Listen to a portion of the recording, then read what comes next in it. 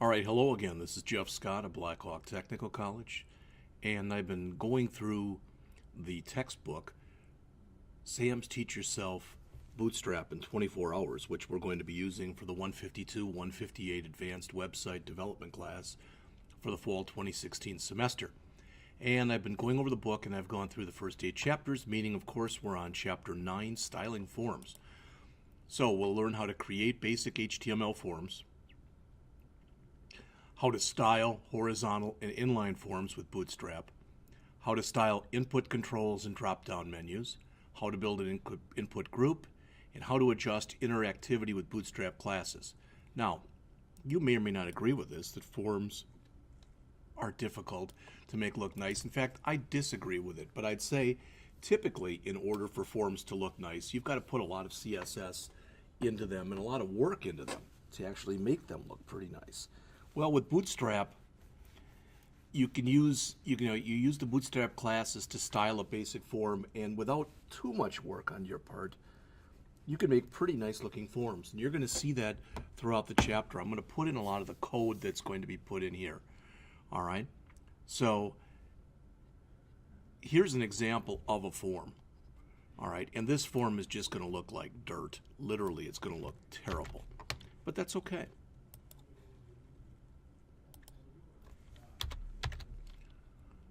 All right, I want to grab all the information that we've had here.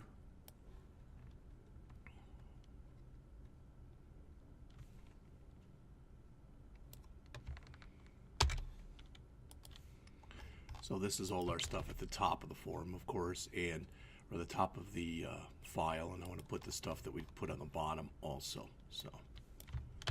So this will be a true HTML form, but it'll have literally, all right, I'm going to call it form example 1.html. There's going to be no formatting in it whatsoever, so it's just going to kind of be there. There it is. Now, maybe you've made a form like that before. I know I have.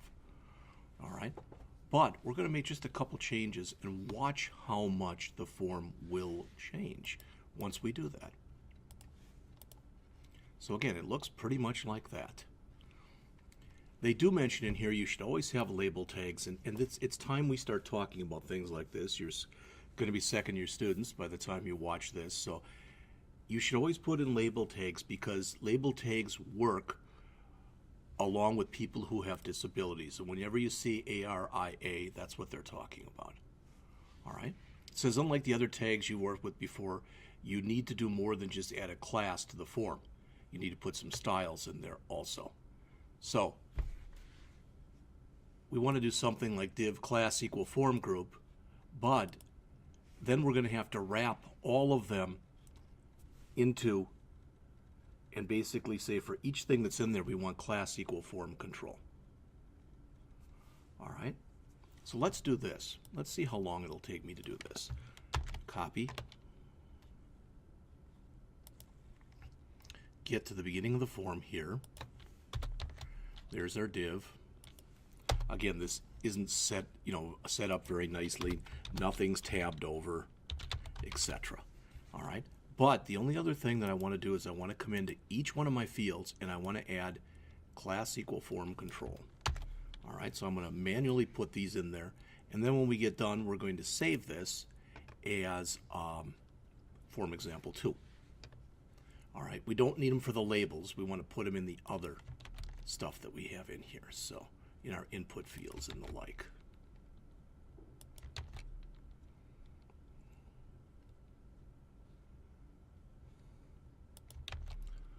Again, it's a little laborious to do this. Normally you would have done this as you were setting it up, but it'll work fine for what we're attempting to do right here. All right, so even with all that, hopefully what you saw was this sure isn't taking me very long. All right. Don't know if with the drop down for state if I need to put anything in there or not. Same with that one. So, all right. So now I'm going to do a file and I'm going to do a save as, but instead of saving it as form example 1, I'm going to put it in there as form example 2.html. All right. So you saw the minor changes we've made, and notice how different it looks.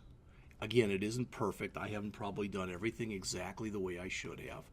But you see, it sure is looking a lot more regimented, a lot nicer, more professional. All right. And let's look. And hopefully you notice, all right, it's also responsive. I'm going to close a few of these things that I have open here. So I guess that's all closed for now.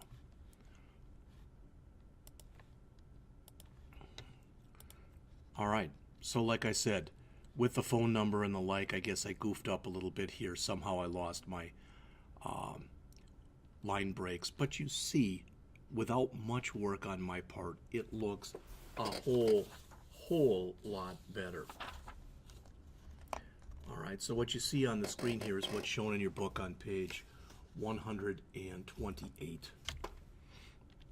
So as it says, the classes automatically give the form more space between elements, and form controls are automatically sized to 100%. Well, when it says like that, they're automatically sized, one thing that you know as well as I do is another thing that means is we can change that if we don't like it. So it looks like this home phone, there should be a line break there. I'm just looking at whatever else I goofed up. That's still in there. And that's still in there. All right, so line break by after the home phone. Address, city, state, home phone.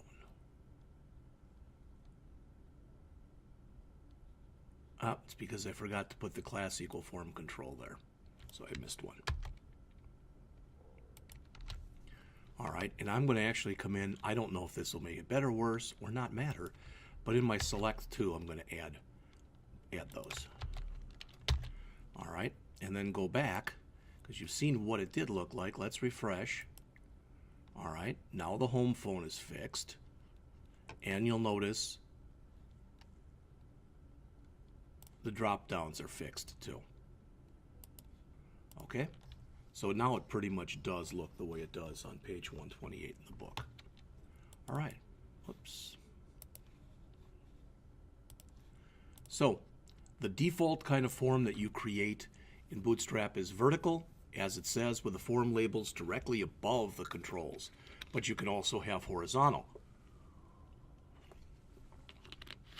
where the labels are in one column and the controls are in another. It says you add the .form horizontal to your form class, add the control label, all right, and then add the grid classes.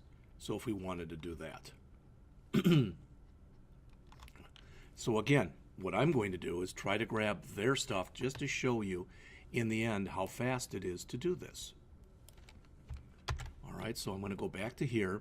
Just so I don't screw it up, I'm going to immediately save this as form example 3.html. So right now 2 and 3 are identical, but I want to go over to my form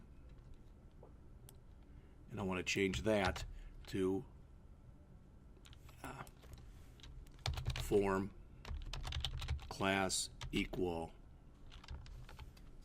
I think that's how we're going to do it, but I'll go back and double check.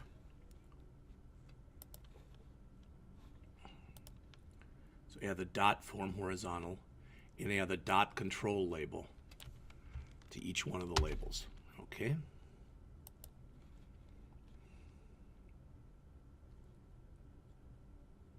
So I'll need here class equal .control label. I think I'm doing this correctly, but I'll tell you what, before I go too far, let's run this.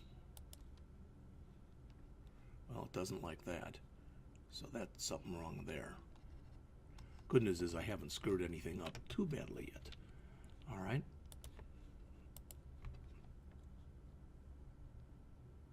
Oh, I know why. Because it's got to be inside of here. Now let's look. And it did not change it.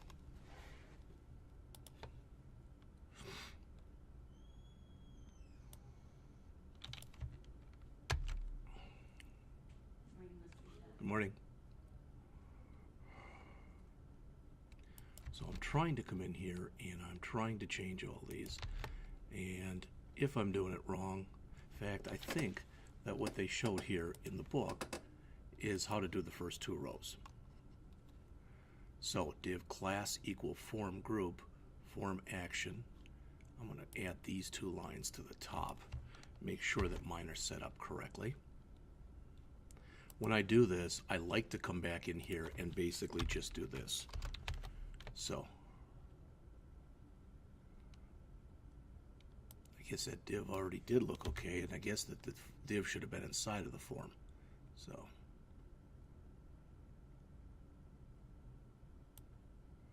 that looks correct as far as I can tell. All right, except the div, it looks like, should be inside of the form and not outside of it. All right. And let's look here. So label for equal first name, class equal just control label. All right, so the class has got to be put inside of there. They are doing some changes too. All right, they've got class column equals small 3, div class equals small 9. So what they're doing is they're setting it up so we still have 12, but that's 3 and that's 9. All right, I'm not going to go any further with this because I'm just going to end up goofing it up. All right, inline forms. Sometimes you want the form elements to line up next to each other. The example here isn't a great one. Let's talk about a better one. How about city, state, zip? That's typically what you do for an inline form. All right, or maybe first name, middle name, last name type of thing. All right, HTML5, as it says, doesn't require you to put in a form tag. You still always should. All right, in much the same way, putting placeholder text in is always a good thing, but it should never suffice. You should never use that as an alternative. All right, you should never use that as an alternative to putting in actual labels. Again, for people who are inaccessible, have problems, physical problems or whatever, and need screen readers. So they show next how you can create an inline form. Very simple one. All right. So let's see. Let's grab this one. This is what I'm going to do. I'm going to grab all this, every bit of it. I'm going to go to my form 3, which I screwed up anyway, and I'm going to grab all of that and remove it and replace it with that, what is in that particular example, and try to run that. And there you go. There's an inline form. Boy, I don't know why I keep clicking off of here today, but I do. All right. Bootstrap assigns a width of 100% to standard form control, so if you need to, you can override it by, as it says, you can use the ID attribute to set a different width. Now, of course, they used 100 pixels on here. It's not 100%. All right. Some of the HTML5 controls, as it says, there's 16 basic ones that are new. This is page 133 in your book. All right. For HTML5, I'm not going to read them off to you. You can see them right there. The majority of them are supported by Bootstrap.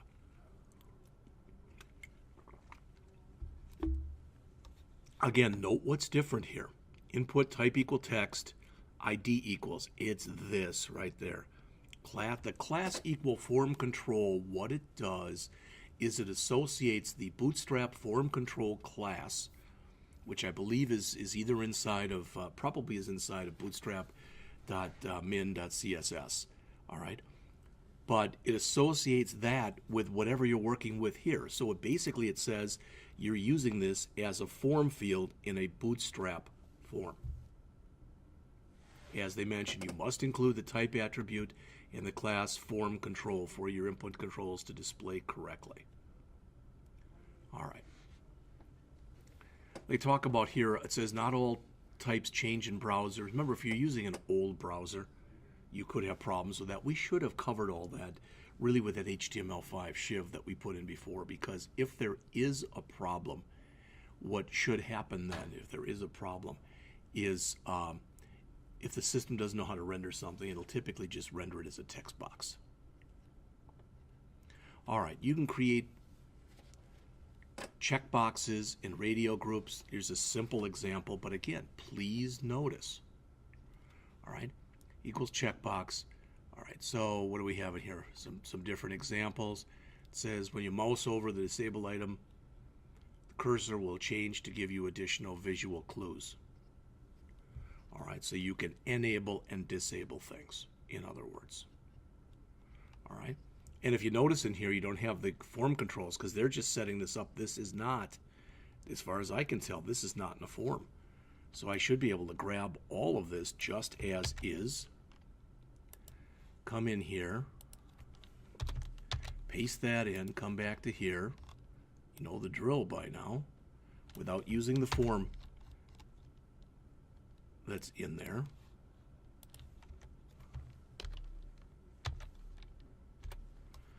Come down to the bottom. I can manually add this.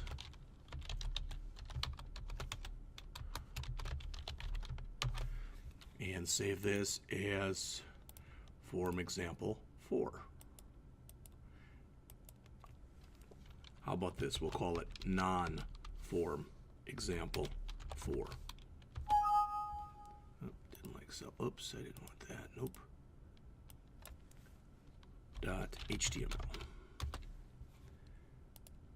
So again, this is not, all right, this is not a form. And notice what they talk about too. Notice if I can highlight over any of these, but the ones that are disabled, it doesn't let me highlight over. I cannot. All right, close a couple more of these again. All right.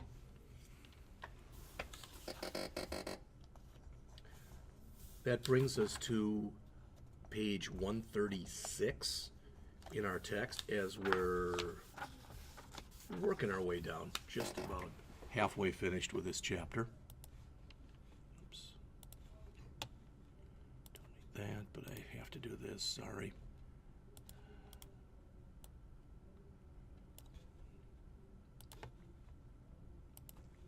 All right. You can create inline checkboxes too if you want to, and they show an example of doing that. So you can spread them out horizontally rather than vertically.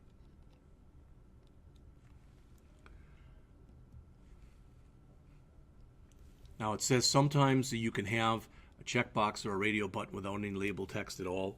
Be leery of doing that, again, for people, the ARIA stuff, so that you have people who have any kind of a limitation and they need a screen reader or whatever. All right. You can have drop-down menus, and you saw a little of that already. Notice the class equal form control. And again, you did see that example, whether you realized you saw it or not. Back when we looked at the examples here, it really, oops, not that one.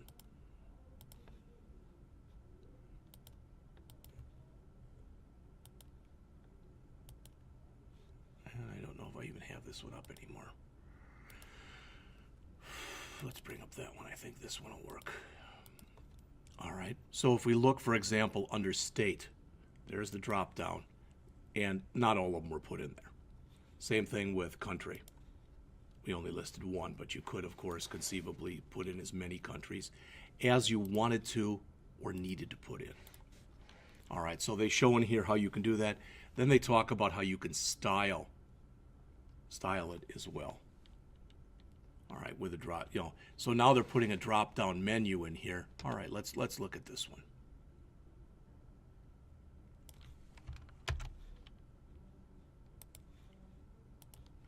Hopefully, by doing this, you're finding that you're getting something out of it, not that it's wasting my time or that it's wasting your time.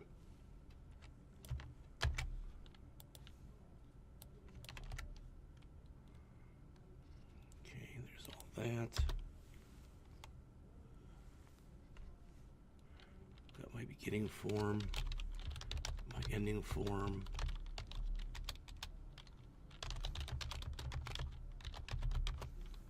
And was this in a div? Yes, it was. And the div was first.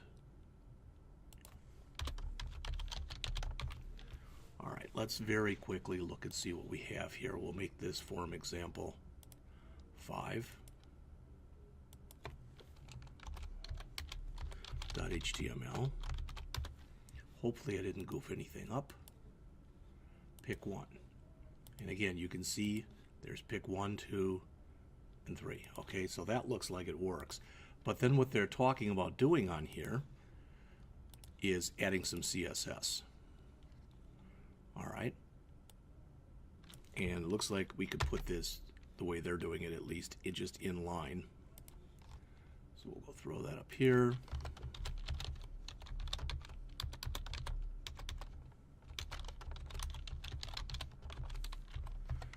Paste that in.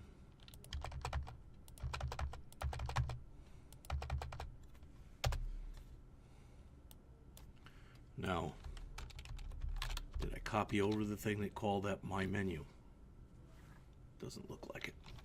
So,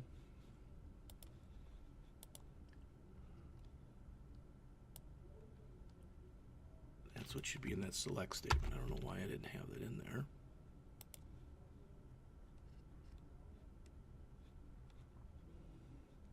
Let's just add that. ID equals my menu. All right. And I don't like where it says pick 1. I'm just going to change that to 1, 2. Oh, okay, I see why they're doing it. So 1, 2, 3. That's fine. All right, so let's run this one again. Doesn't look like it picked up any of our CSS. ID equal my menu. Select form action. Oh. Okay. On my menu.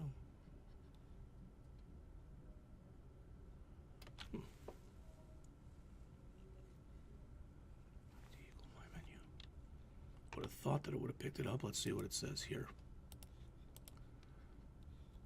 Save the CSS file on the page and test it in your browser. They're trying to remove the rounded corners. All right, so there should be no rounded corners. It actually may be right the way that it is. I don't know. I see the rounded corners, though. They look like they're still in there. So for some reason, it looks like it's not picking up my CSS. So maybe I'm doing something wrong there. I'm looking for what I could be doing wrong.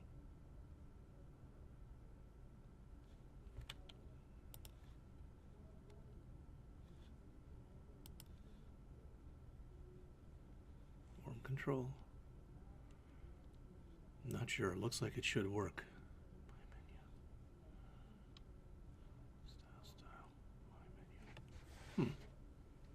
Not sure why that's not working, to be honest with you. But let's just jump back in. So you can size form controls, large or small. Okay. Bootstrap provides a help block class, as it says, to describe and inform users about form fields.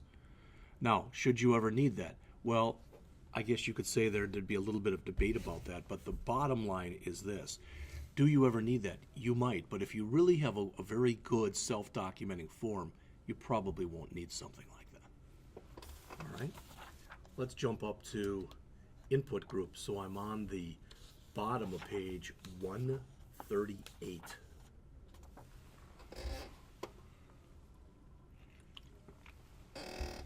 Input groups, as it says, lets you add fields before and after or both the input form control to help customers fill out a form more efficiently.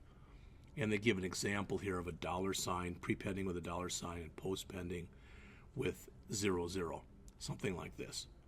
Just so you have an idea of what it's looking like. Now, what can be even more important is you can do this, and this would take a little bit more work than what they're showing here. And it really wouldn't be with a help block, but actually it sort of would. This could be a drop down instead, because maybe you wouldn't want it to just be a $sign. You might want a pound sign, a yen sign, a franc sign, or whatever. And then you might have to change that accordingly. All right. When you work with these input groups, they have default sizes, and you can make them larger or smaller. And there's an example here of small, and then the default, or I'm sorry, large, then the default, and small. All right, so they give you an example of that. Fancy add-ons. as we get to the bottom of page 140. As it says, you can add many things to input groups, including checkboxes, radio buttons, drop-down menus, buttons, and combinations thereof. So this listing shows you how to add a radio button or a checkbox as an add-on. Okay? And again, why would you do that? Not just for effect. Typically, you're going to do it because you want somebody to make some kind of a choice. All right. Interactivity. Again, it may sound like I'm rushing through this kind of quickly, and I'm not trying to, but I would just say this, and that is the fact that virtually all of you know what this stuff is already. You know what focus is, you know what disabled and read-only are, and you know what validation is. So they're a little bit different, but they're done in the same and talked about in the same context as we have in forms and other things that we've talked about in other classes. When a form has the focus, as it says, Bootstrap removes the default outline styles and adds a shadow box. All right. It says you can use CSS styles to change the colors to match your styles. So we could do that. So whatever field had the focus, we could change the color. All right, so really we could probably add this.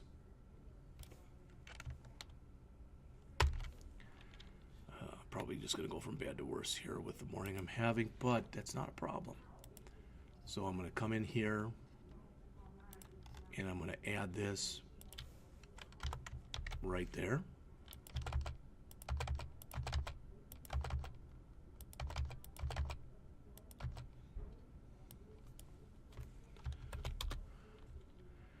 And this is an ID of form field.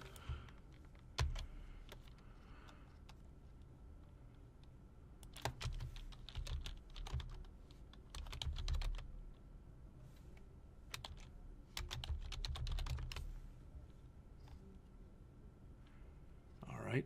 Hopefully I didn't goof anything up with that. So notice, all right, well that's goofed up, but notice what's happening here. So it doesn't like that at all. What did I do wrong here? Oh, I didn't put it in style tags.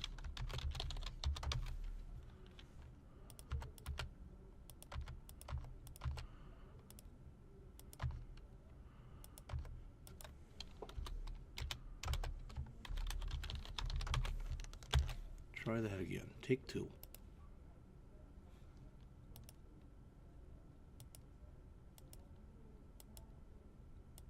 Now, have I changed it? It looks as though, like I said, I'm having some problems with this. So let's see exactly what that was supposed to do. When a form has the focus, Bootstrap removes the default outline styles and adds a box shadow. You can use custom CSS to change the colors to match your styles. This figure shows how to style the focus state of an input control. Input type equal text, ID equal form field. Well, I put the ID. All right, I put the ID equal form field. I believe at least I put that on the div, and maybe I shouldn't have done that. Right there. They're putting the ID equal form field like over here. So let's see what happens if I put that here. I'm going to leave it where it was too. I don't see any change. All right.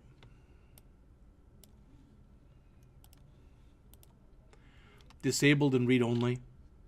All right. Much, what's the difference between disabled and read-only?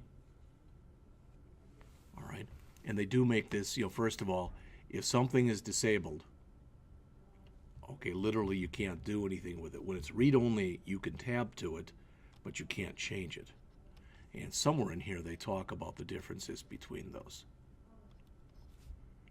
All right. Okay, I think that's about enough for this chapter. So we got into covering forms. Okay, what I'm hoping to do, and I have not mentioned this to you previously, but I'm going to mention it to you right now, is I'm going to build a project, and I'm going to do it in fourths. So one of these will appear at the end of Chapter 4. Then the next one will appear at the end of Chapter 13. The next at the end of Chapter 20, and the last part at the end of Chapter 24. And each one of them will try to incorporate the things that we've gone over so far to that point in the book. Okay? So what's the difference, there you go, between disabled and read-only? A read-only can get the focus, all right? Disabled elements cannot get the focus, and they're not submitted with form fields. What's the difference between a static control and read-only? Read-only appears, as it says, in a fillable context, while static looks just like text.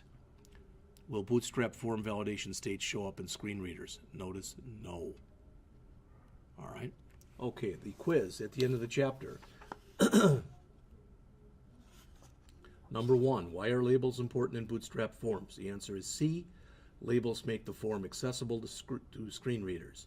Number 2, how does a horizontal form differ from a standard Bootstrap style form? The answer is A. Horizontal forms have the labels displayed on the same line as the form control, while regular tables place the label directly above the form control. Number 3, the class col MD3 grid class is used on the form control to size horizontal controls. That is true. Number 4, Bootstrap automatically displays a calendar on date and datetime input controls. That is false. Number 5, which of these is a Bootstrap class for styling input form controls? The answer is C. .radio. Number 6, true or false, the multiple attribute is a feature of Bootstrap. The answer is false. Number 7, what does the .input/LG class do? The answer is D. It makes the input tag it is applied to larger. Number 8, what is an input group in Bootstrap? The answer is C. A group of elements that create a standalone field with icons or text at the beginning or end or both of the input control. Number 9, how can you make input groups smaller? You use .input/group/sm, which is B. And number 10, what does Bootstrap do for focused form fields? Is also B. It changes the box shadow on the field. That's it for Chapter 9. When we come back with Chapter 10, we're going to talk about images, media objects, and those glyphicons.